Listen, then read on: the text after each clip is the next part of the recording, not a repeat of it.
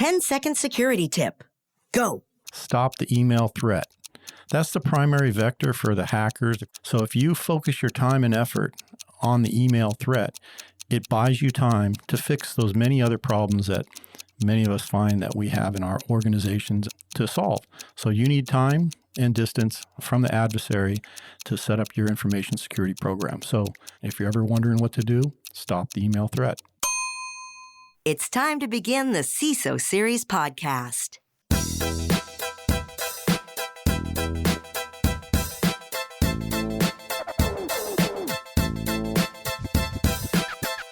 Welcome to the CISO Series podcast. My name is David Spark. I'm the producer of the CISO Series.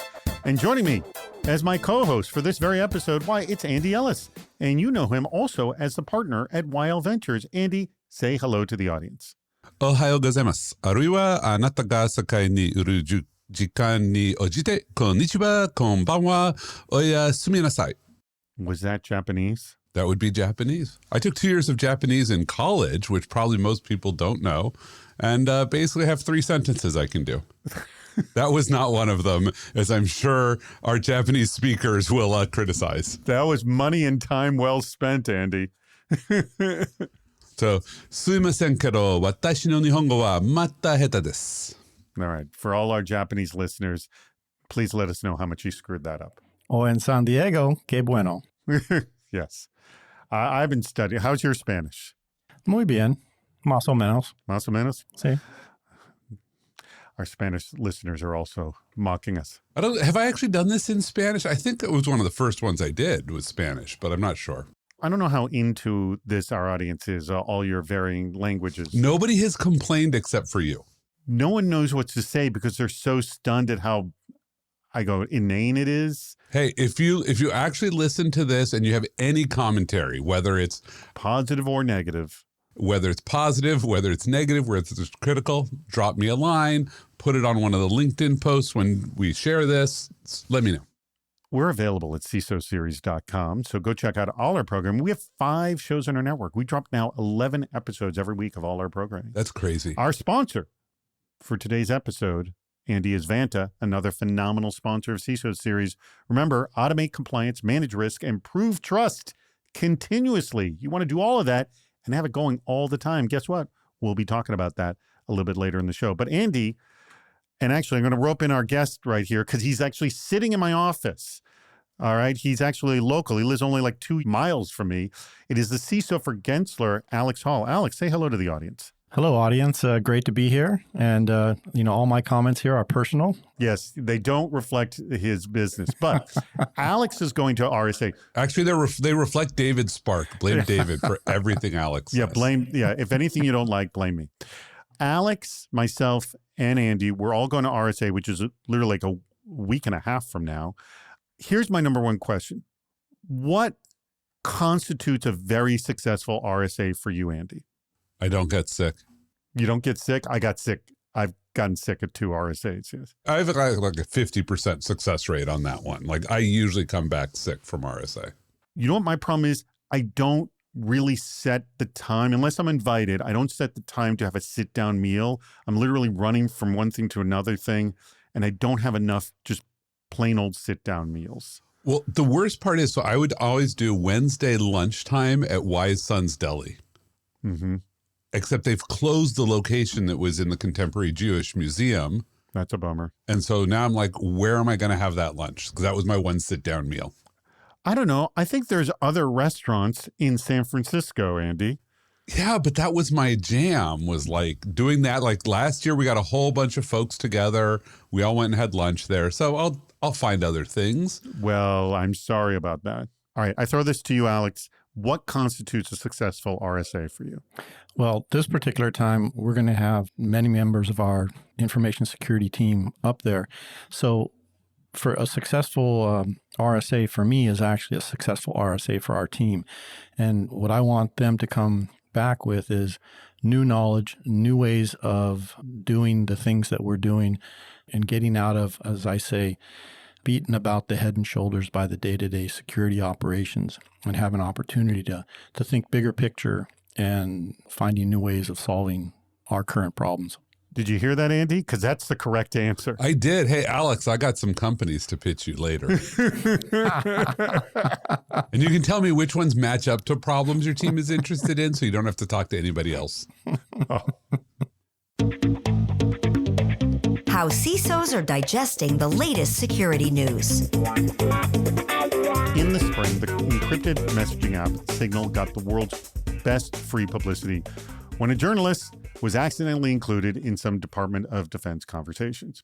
You may have heard of this, but for most users, we think of Signal as a very security and privacy-focused app, one we'd recommend to security-conscious people. But the narrative in this case was how potentially insecure Signal was for highly sensitive conversations involving national security and journalists. So context matters when thinking about application security. So I'm going to start with you, Andy. What are the types of questions you as a security leader should be asking about the app and the people using it? So whether this app matches your use case. So in fact, this is one of my favorite questions to ask vendors. For every tool you are going to use, instead of that checklist we send people, like here's 200 questions to see if you can pretend to be ISO 27002 compliant, instead ask, how can I shoot myself in the foot using your app? Because the problem here was not Signal. Signal was fine. The problem was one of the people had the wrong information in their contacts. And when they went to add one person, they added a different person instead. That's a known problem. That's not a Signal problem. That's you had the wrong phone number for somebody and you added them into a group chat. And look, this is a huge problem for us. Alex started by saying stop the email threat. Why is email our threat? Because we run our businesses on unauthenticated communication channels, and Signal is one of them. How do you deal with groups with 50 people on it? I have this problem with text messaging my neighbors. I'm assuming you have a group chat for your neighborhood group. I certainly do. And I message that and I put the list together. Half the people on that group don't know who the other half are. They're relying that I didn't screw up. Right, but your neighborhood group doesn't have the same level of security concerns as, I don't know, a bunch of military leaders for the U.S. government discussing what bombs are going to be dropped and where. Could it's the same problem at a different scale. Please tell me, by the way, your neighborhood group doesn't discuss that. Well, I could tell you we don't discuss it, but then you have to decide if you really believe us. That's true. I'm going to believe you. Go ahead. I'd be obligated to tell you we don't discuss it there. All right. Let me throw this to Alex. All right. Alex, same question. You have two variables here. What you're using it for, neighborhood group or national security, two different facts, and the app and how this matches up. So what are the questions you ask? And I love this, how could I shoot myself in the foot? That's what Andy said. Yeah, I maybe wouldn't use that exact terminology, but the identity management component of any of these tools. And I've looked at these out-of-band communication tools in the past significantly, and there's a place for them. Such as we have our our internal collaboration tools that have the full identity management of our team member employees of when they start at our organization. We know who they are. They get put into our directory, our user account directory, and then we can add them into these communication platforms that are the authorized ones. But then we get to the second and third order effects of what happens if those primary communications platforms go down? What are we going to use? So would we use an app like this? And we bring up those issues of, but how are we going to do the old encryption term, the key management? How are we going to know the who's who on each side and how are we going to add new people in? And so it really comes down to, these are some things you need to do ahead of time to get those capabilities in place. And if you have to do it after the fact, you might have to go slower so you don't make the mistakes, or you understand that your risk is going to be reputational damage of certain information that gets out during a data breach or something like that. Yeah. And the way Alex just phrased that captures one of my other soapboxes I'd love to step on, which is when we talk about identity, we talk about a facet of identity. We say Alex at Gensler rather than Alex And we have no way of tying the fragment that is Alex at Gensler with Alex at his phone. And that's the big challenge we have here. Managing security changes for business optimization. If I took a drink every time I saw compliance doesn't equal security in my LinkedIn feed, I wouldn't be in any state to host this show.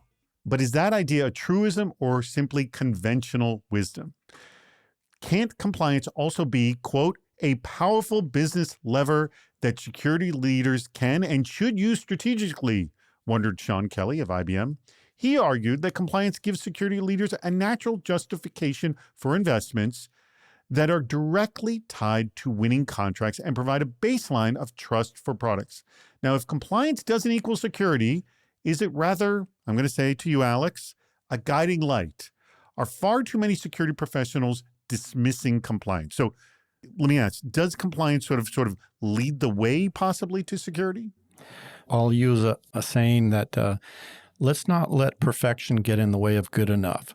So on this way to perfection, there is room for compliance controls to utilize those. If we look at the perfect security program where we've outlined our policies and procedures, and then the individual security controls such as password length must be so long and such, those individual controls are part of your compliance documents.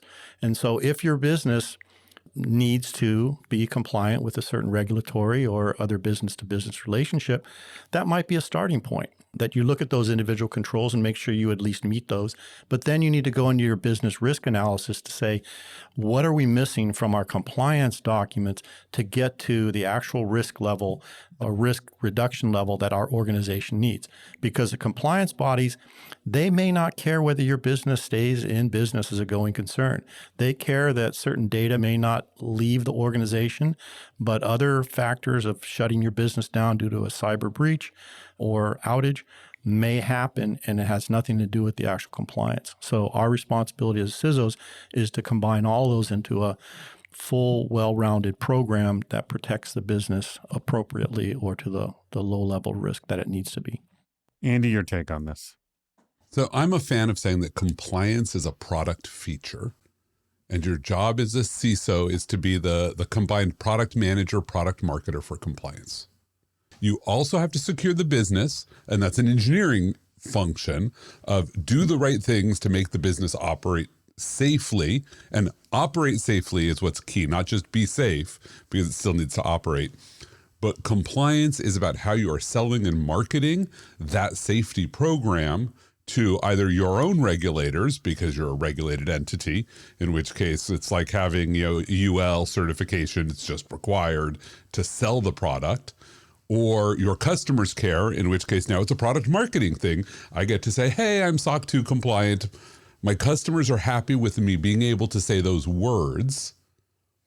And what I like about this, and which is a thing that Sean sort of hinted at, is as soon as you just say this is a product feature, this is now an easy conversation to have. If an engineer is building a product and they don't want to be compliant, you're not trying to say you need to do this to be secure, because let's be honest, many of the compliance requirements have nothing to do with security. Mm-hmm. You are saying you have to do this if you want to sell to that target vertical. And it changes the conversation. That we've heard. And by the way, then you are going against sort of my setup question is compliance a guiding light? You say in many cases it has nothing to do with security. In a bunch of cases, there is overlap. I'm not saying like 180 degrees in the wrong direction. Right, and not all of it, but there's some cases, yeah. It's an attempt to capture this superset of security requirements. 80% of what's in there matches 80% of your security needs. 20% of what's in there does not match your other 20%. You still have to go do security to be safe, tailored to your business. But for that 80%, this takes out the conversation of like, why do we have to rotate passwords? I don't have to justify password rotation frequency for you. If we have passwords, we're required to rotate them every 90 days if we want to sell our products. Do you want to sell our products? Yes. Great. I'm not going to try to convince you, because the reality is either passwords are basically safe forever because there's no oracle for somebody to attack them with, or they're not safe at all because there's an oracle and people can quickly crack them. Like the 90-day rule is based on 30-year-old technology. Like this is one of the stupidest rules ever. And security people have to try to defend it. Don't defend the rule. Auditors require we do this. I would prefer we get off of passwords. You don't want to rotate passwords? Join me in the passwordless world. Before I go on any further, I do want to tell you about Vanta. They have been a phenomenal sponsor of the CISO series, and we just talked about compliance, and this is a great setup to talk about Vanta. So compliance regulations, third-party risk, and customer security demands are all growing. We know this. And they're also changing, and it's happening fast. So is your manual GRC program actually slowing you down? If you're thinking there must be something more efficient than spreadsheets, screenshots, and all manual processes, guess what? You're right. GRC can be so much easier while strengthening your security posture, and actually driving revenue for your business. So Vanta's trust management platform automates key areas of your GRC program, including compliance, internal and third-party risk, and customer trust, and streamlines the way you gather and manage information. And the impact is real. So a recent IDC analysis found that compliance teams using Vanta, listen to this, are 129% more productive. So you get more time and energy to focus on strengthening your security posture and scaling your business. Vanta, GRC, how much easier trust can be. So go to their website, vanta.com/CISO. Now, please specifically type that in so they know that we sent you there. So it's vanta.com/CISO to learn more. It's time to play What's Worse? Alex, are you familiar with this game, the What's Worse game? I'm familiar with it, yes. Okay, so two crappy scenarios.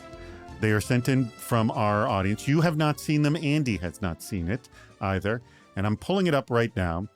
And this comes in from Dustin Sachs of Cyber Risk Collaborative. He has sent in many a What's Worse scenario. I always have Andy answer first so you can agree or disagree with Andy. Andy, here we go. And let me also point out that this is one of the classic ones you're going to immediately want to fix something in it. You can't fix anything. It is what it is. All right? So what's worse? And by the way, when I say that, it's clear there's a lot of variability in it. I am not defining the variability. You know, one could be low and high. I love the lawyers speak from you, David, on this one. Yes. All right. Here we go. So what's worse, Andy? Old unfixed tech debt. We all have it. It's no fun unless you're a brand new company that's greenfield right now. Old unfixed tech debt, and I don't know how bad or good it is, but you've got it. Or you got a new technology implemented, but it was done in a way that introduces new vulnerabilities. Which one's worse? And again, you can't fix either situation. It is what it is. I know. I can't fix either one. I've got to think about this one. So, okay, good. This is a tough one because I've had a lot of really easy ones for Andy. No. So I have to think about how I'm going to phrase this because I think I know the answer. No, you don't. So first of all, here, let's talk about old unfixed tech debt is just a thing, which is, first of all, tech debt is an awful name. We should stop using it. Why should we stop using it? Because companies believe that debt is a way of funding investments. Mm-hmm. So if you say technical debt, they're like, great, we took shortcuts as a way to invest in our future. Why is that a problem? Like, we have a lot of debt on our balance sheet, so here's some more. So let's just take the word debt out. Old unfixed tech, period. But this is partly I'm buying myself time to think. So you have risks that are accruing that are not vulnerability risk. It's, we just didn't quite do this the right way. The architecture is wonky. And everybody's architecture is wonky. Mm-hmm. And I'm comparing that against, we just did something in a way that is actively dangerous with vulnerabilities that we're never going to fix. But it's new tech, which means everybody's exploiting it. So based on those two, one is I get the world as it exists today. And the other is I'm deploying new stuff that is not patched. Like, it's not even architectural tech debt. This is just like, this stuff has vulnerabilities in it. I'm going to say that that's worse. Because just because it's newer, it's on everybody's radar probably today. Right, it's on everybody's radar, and if we can't get the brand new stuff even remotely right, Well, I will. If I can't fix that, that itself encompasses tech debt. Like it is starting with an amazing amount of tech debt, and I can't fix it. So, yeah, rather than accumulating tech debt, I'm just buying more. Yeah, I think I'll stick with the old world. So you're betting on the old unfixed tech, not saying dead, but you're betting on the old unfixed tech as the security through obscurity. The fact that it's old. No, I'm not saying security through obscurity. The difference between tech debt and vulnerabilities is key in the framing here, which is tech debt just includes things like the architecture isn't scalable. Like we took shortcuts in doing the build out. It doesn't have HA that really works. Oh, but old unfixed tech also has usually like holes in it like Swiss cheese. It might, but that was not specified. I did not, no, but it's, no. You can count on that. And tech debt is a term of art. Hold it. Let me ask Alex, can you count on old unfixed tech as having vulnerabilities?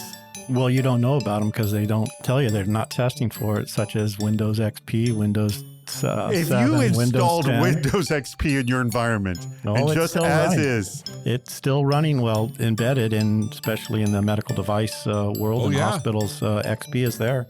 Right, you've got XP, like you put controls around it, yes. The tech debt is the existence of XP, not XP being unpatched. This is where the questioner, I think, is using terms that we all use them a little bit differently from a term of art. Tech debt does not mean vulnerabilities. I'm not saying those machines are therefore patched, but tech debt is like you have machines that are on unsupported hardware, on unsupported OSs, does not mean that those are necessarily directly affecting you. They're essentially keeping your business on life support is the way I see it. But they keep your business up and running. All right, I'm throwing this to you, Alex. Do you agree or disagree? Which is the worst? Again, the old unfixed tech or that brand new technology implemented incorrectly and it's got new vulnerabilities? Already vulnerable. I'll frame it that I'd rather have the new poorly configured or whatever tech debt. And one of the... So that is not the worst. The worst is the old tech The worst is the old one. Okay, so we got a disagreement here. David's happy. Let's hear.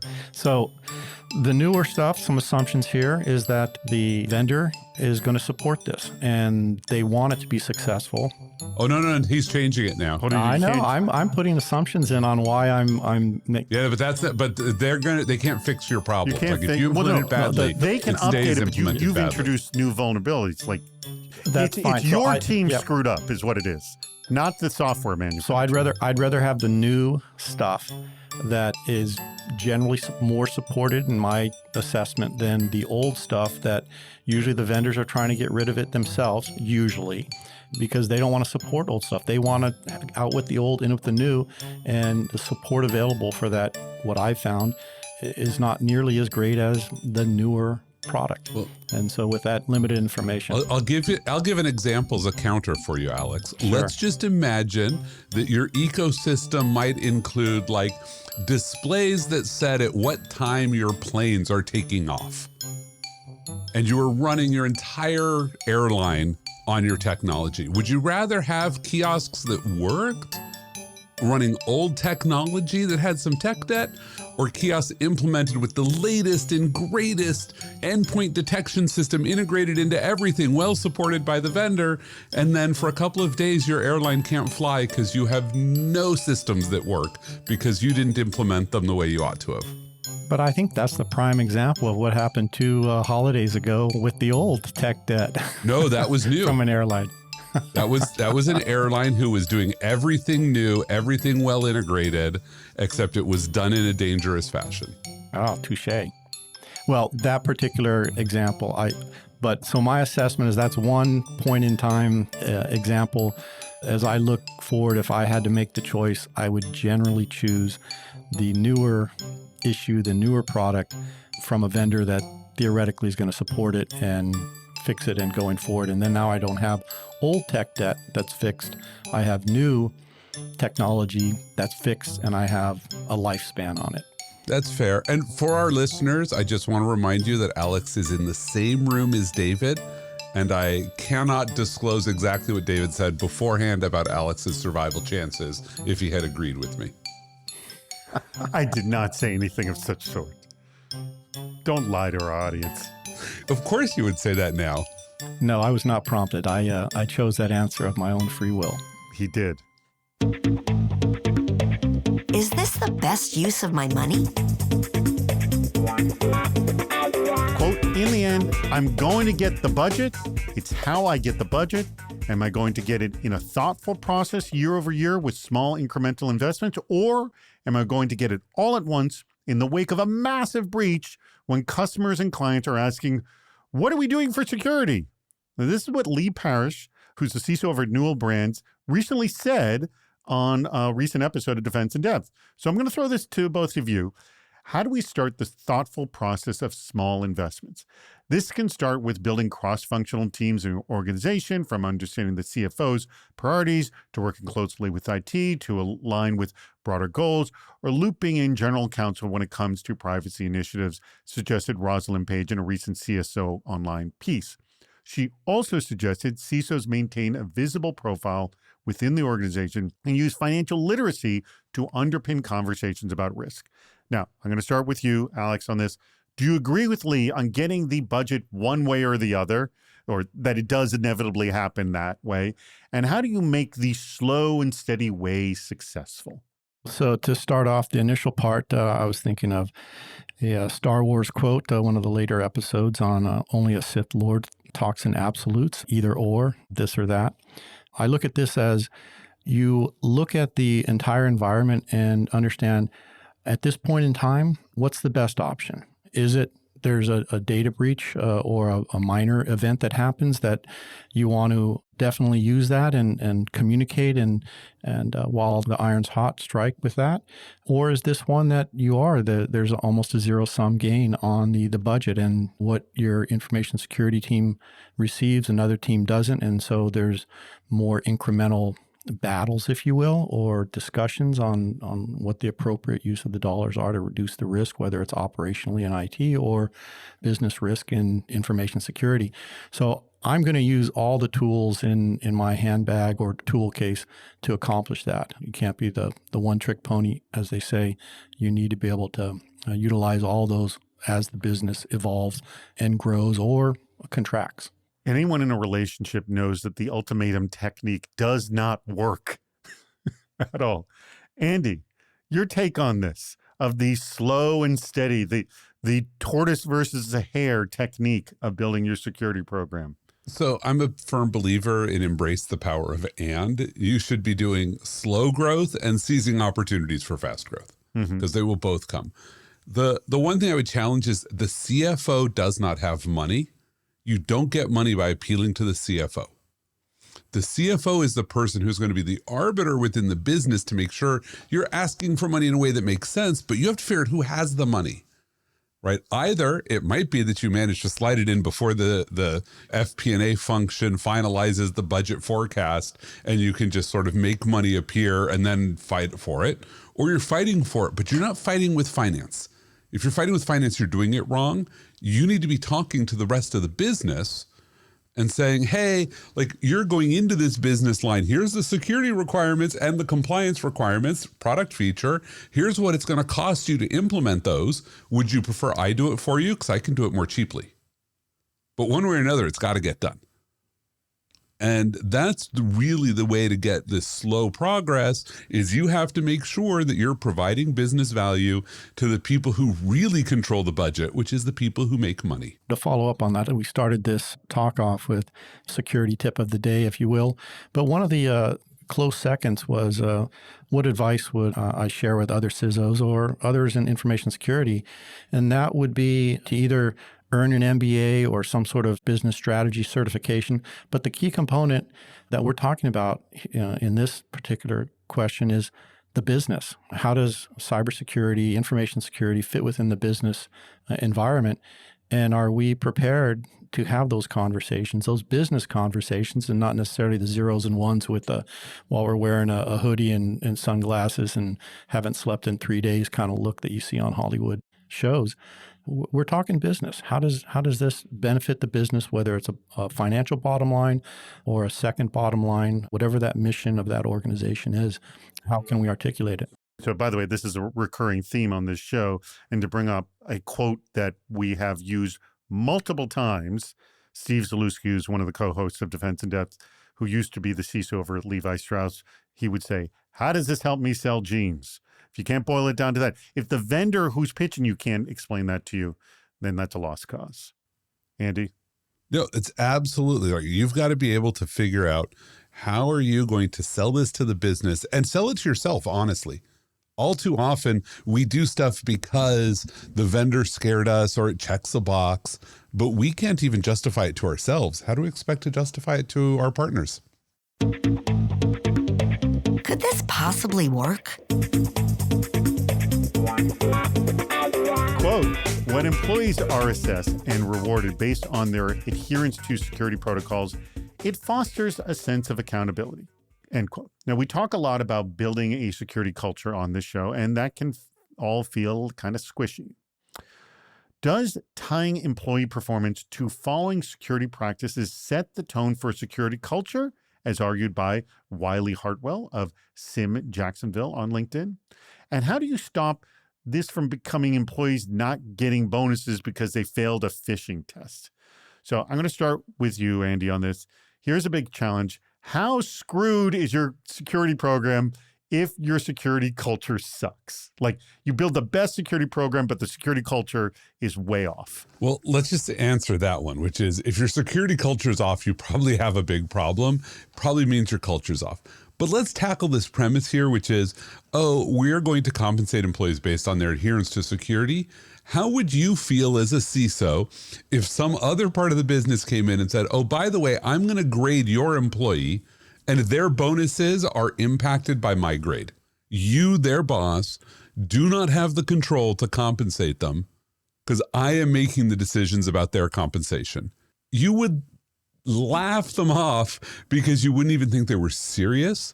And so that's sort of how I often take this. This comes up like, it feels like every 6 months someone says, we need to tie bonuses to security performance. And the answer is no, never going to happen, nor should it happen. So is there a way to measure and honor and give some kind of positive recognition that is desirable, I guess, is my question. Oh, absolutely. You can do positive recognition. And in fact, there's a lot of research that says employees respond better to non-monetary recognition because they come to expect monetary recognition.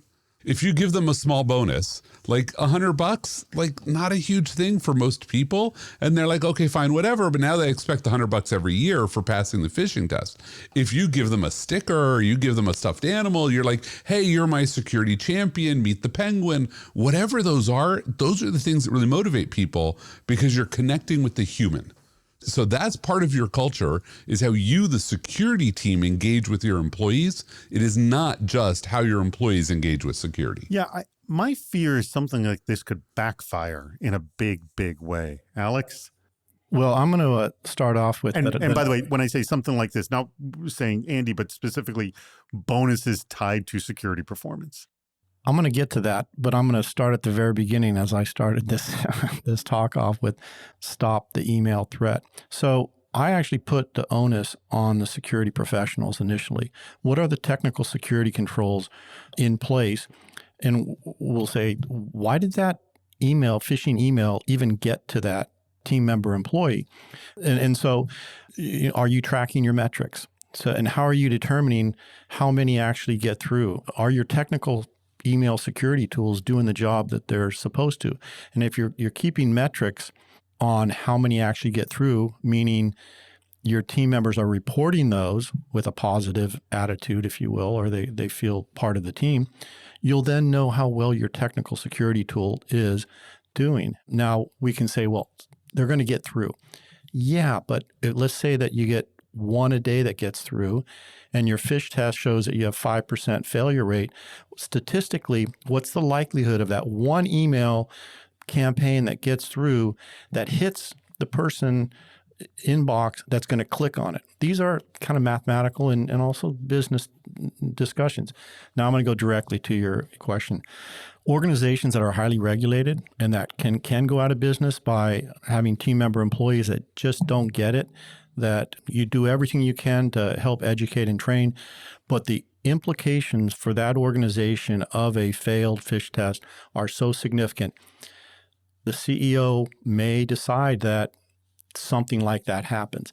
But the vast majority of the organizations, you need your team members working with you. And I just mentioned the reason being is the emails that get through that are actual malicious phishes or malicious emails, how are you going to know about those unless your team members report those? And so you want a group that doesn't feel like there's going to be a repercussion if they report, or quite honestly, if they click on something, you want them to tell you about it and say, hey, mea culpa, I clicked on this, and then your security operations team can get going really quick and remediate these things. So it's a huge team effort. And so in general, to the earlier point, it usually backfires with these draconian type policies. Yeah, I brought up a long time ago on the show, and I've repeated a few times, that I had a friend work for a big company in HR. And I know you didn't like this, Andy, and most have not liked this, but they had a mechanic who was not a knowledge worker, not heavily on the computer, but first of all, he was getting phish tests by the company, and he kept failing, just consistently kept failing, could not stop failing. They actually fired him for this. Mm-hmm. They just couldn't do it, and didn't sit well with you, Andy. How does it sit well with you, Alex? Yeah, as you were mentioning that, I was thinking about some of the reasons that, our team member employees, they do click. It could be the culture in the organization. It could be that they're so stressed out at their job, they're overtaxed, and they're being graded on how quick they respond to emails or how quick they communicate back, or potentially a culture at the top that there's fear in that organization that, oh, here came an email from the CFO or the CEO. I better answer this quickly because I'm being graded on how quick and responsive I am. That is a really good point, because there are a bunch of software programs out there that companies employ, not in Europe, I know, because it's not cool, but that monitor your entire screen behavior and are seeing how often you're clicking, getting activities done.